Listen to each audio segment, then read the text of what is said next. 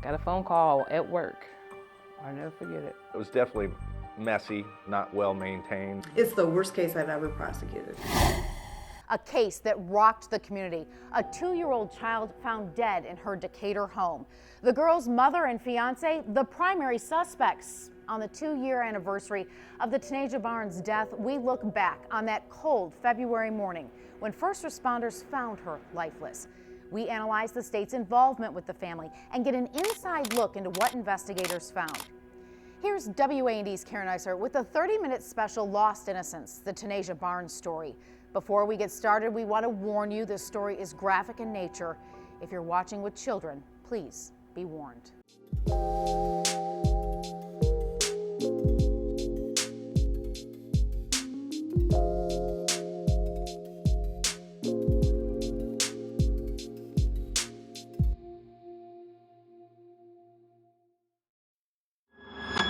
It was frigid cold, but winters in central Illinois can get brutal, especially in February. On this particular night, February 10th, 2019, temperatures ranged from mid-20s to low 30s. Not uncommon for the Soy City.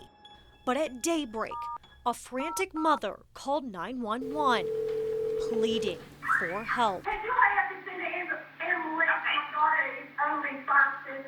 Right now. What first responders found was chilling. It left many wondering what went wrong and what happened before that call. Overall, she was a happy baby. She was a happy little toddler. Normal toddler, liked to play, loved to be outside. It was her smile that many loved most. Oh, she had a beautiful smile. She had a one-of-a-kind smile. And she's always smiled. It didn't take a lot to make her happy. Yep. Tanisha Barnes' life was far from typical. The 2-year-old was in foster care and bounced back and forth from her mom to her dad's house. But one thing was for certain.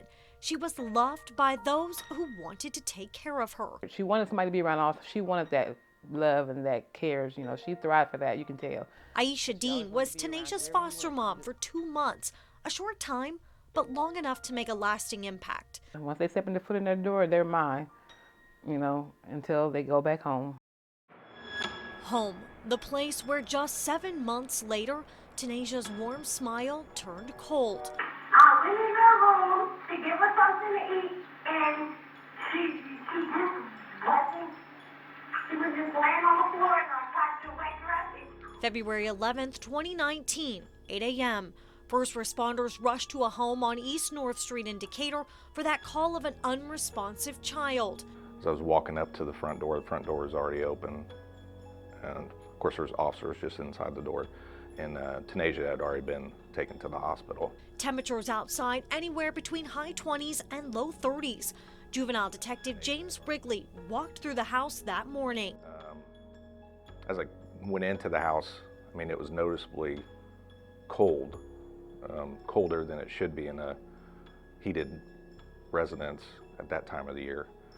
And there was a distinct ammonia type smell. Some rooms in the house had no furniture and looked like no one lived there, while others told a different story. And then you would get to rooms that you could tell were used, like the kitchen and the upstairs.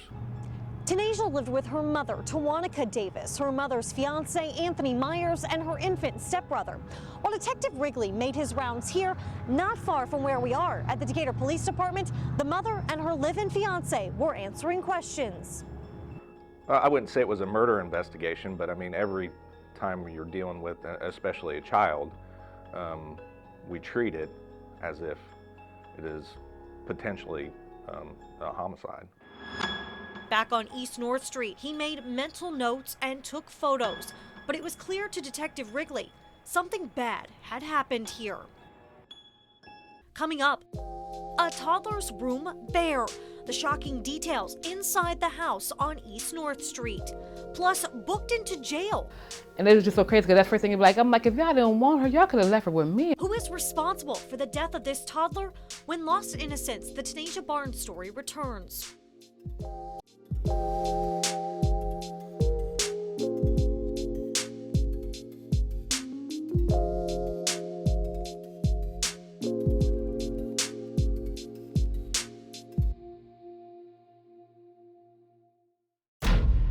definitely messy, not well maintained, or hasn't been maintained in a while.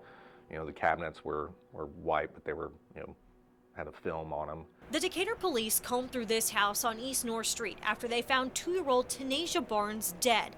Filthy, partially eaten food, food containers that were open. There was obvious signs of rodent infestation with feces and that sort of thing. Unusually cold and a strong smell of ammonia on top of dirt and food. The toilets in the house were filled to the rim with a brown sludge. I would say just abnormally dirty in the rooms that were used. Tanasia's room was bare. No toys, just food scraps, feces, a bed with no sheets, and an empty vodka bottle, which was said to be used to give her water.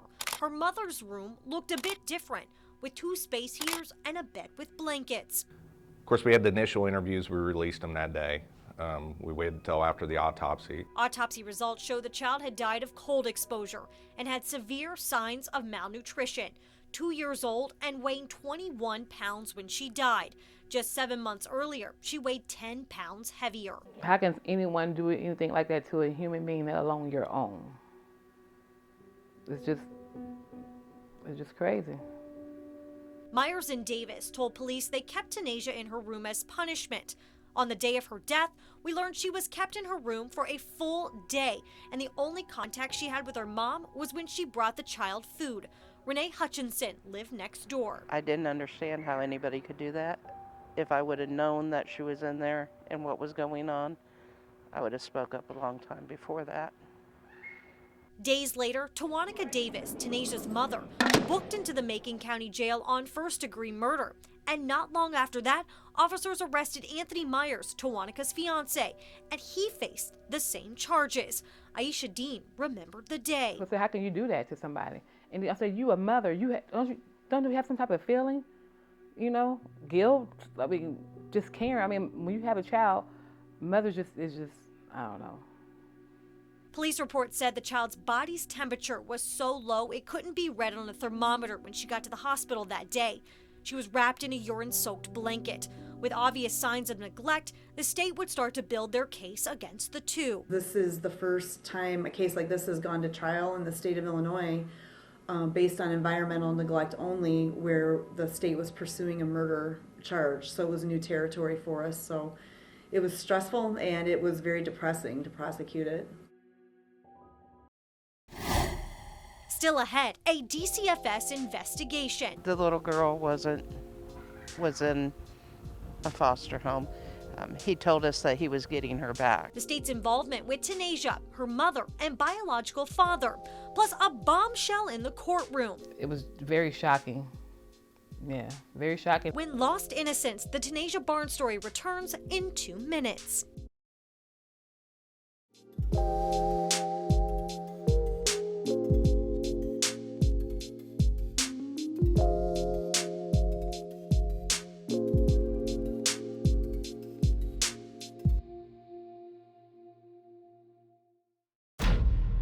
When we first got the case, the facts were unbelievable. We could not believe that this had actually happened. Assistant State's Attorney Nicole Kroenke remembered getting the case file on her desk. Tanasia was totally innocent.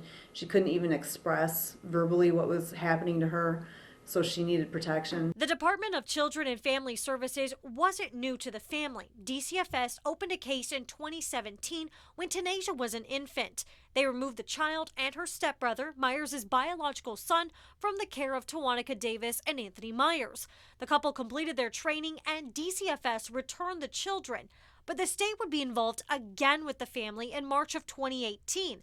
The court placed Tanasia with her biological father, but a few short months later, a hotline call sent her back into foster care and under the supervision of Aisha Dean. She was kind of quiet, very quiet, She wasn't clingy then, but as she got used to us, she didn't ever cling away, but she was just, how somebody is, okay, I know these people, which she really didn't know us, but I say within a week or so, she was we couldn't put her down. During the time she was in foster care, Davis and Myers were required to take a 12-week program in order to get their kids back. Tests revealed later in court showed on a pretest Myers scored a passing grade on how to care for children. Tanasia's mother failed. However, with support from Webster Cantrell Hall and social workers, the two completed what was required of them to get their kids back, and DCFS closed the case with the family. 4 months later, Tanasia turned up dead.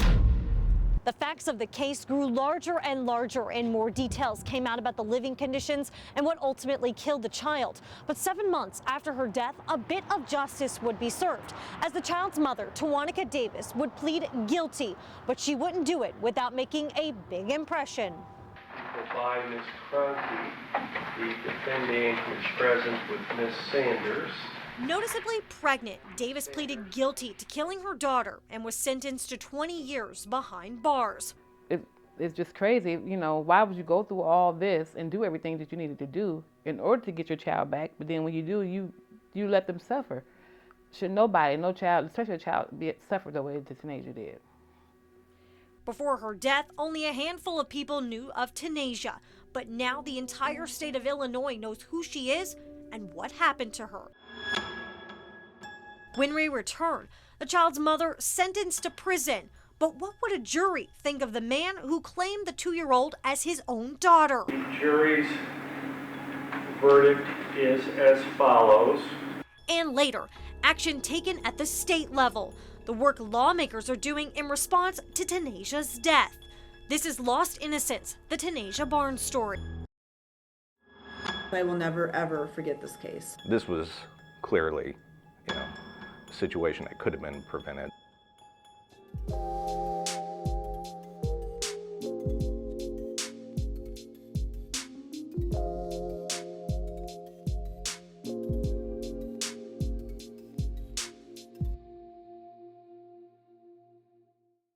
25-year-old Anthony Myers on trial and facing hard prison time for the death of 2-year-old Tanasia Barnes. Assistant State's Attorney Nicole Cronky on the case. Anthony Myers, throughout the investigation of the case as well as the prosecution of the trial, was shown to be the primary actor in that home. He had control over that household, and he controlled the biological mother, Tawanica, quite a bit. Myers' attorney, Scott Reeder, needed the jury to pay attention to the evidence and not the emotion. Although we might think that Anthony is morally responsible for this, legally he is not responsible for the death of Tanasia Barnes. And we ask you to keep an open mind, listen to all the evidence. Thank you. In this type of case where the allegation is what it was, that's particularly important to recenter the jury's attention that they can't be deciding the case based on sympathy. The jury heard testimony from first responders. She's not urine, easy. It was very, very cold. Doctors. There was abundant dirt. There was debris on her body and her hair. There was pieces of rice in her matted hair. Social workers. Anthony Sr. was the one that interacted with the kids most. Mom just sat and watched everything. And even the child's mother herself. Did the defendant accept Tanasia as his own daughter? Yes. When he was home, did he help you with both children? Help me with Julia. Did he help you with Tanasia? Do you remember? She wanted Myers to not be found guilty. She did everything she could to help him for whatever reason. The head of the household, Myers would pay the bills and provide. However, according to the defense, he would not care for the children.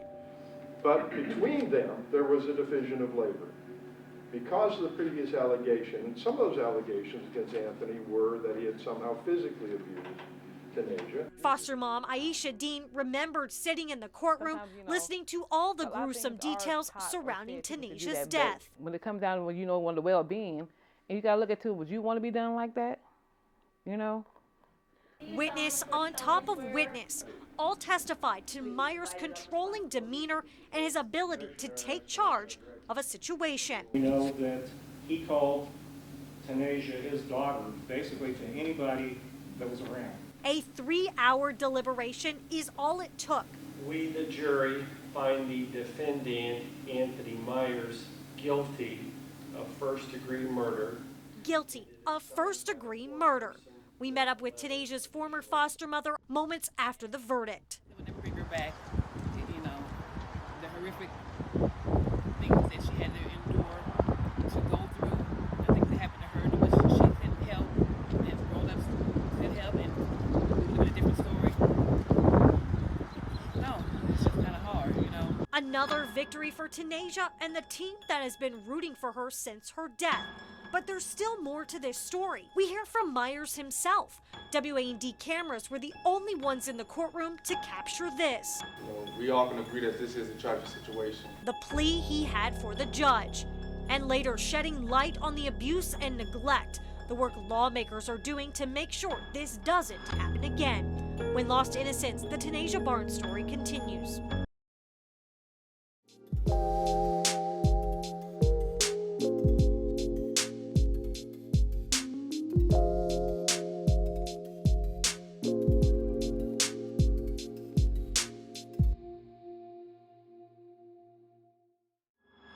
A case that rocked the community comes to a close as 25-year-old Anthony Myers sat in front of a judge waiting to learn his fate after being found guilty of murder. She wanted affection. She was starved for affection as much as she was starved for food, really. He faced up to 100 years in prison.